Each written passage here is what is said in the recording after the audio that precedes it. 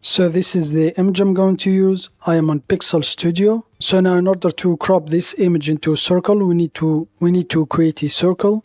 Left click and then left click on the ellipse tool. And now in order to create a perfect circle, hold the shift key down while creating your circle. And now let's select the move tool.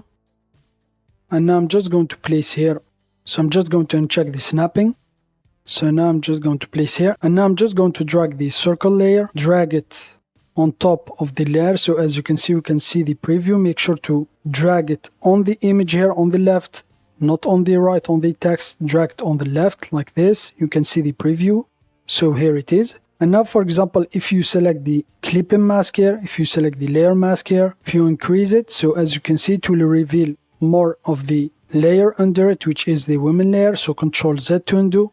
But if you select the image layer, this one here, the group, and then scale it up, it will scale the layer and the image. So now Control Z to undo. So now I'm going to select the mask layer. I'm going to move it up a little bit. I'm going to place it here like this. And now let's select the layer, the whole layer group. And now I'm going to move it here in the center. So let's check the snapping.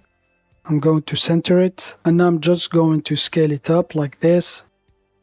So here it is, and I'm just going to clip the canva to the layer. So go to document and then select clip canva.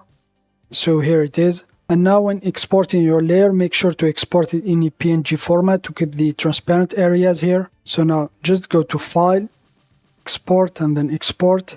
Just make sure to export it in a PNG format to export the transparent background. And then just click on export.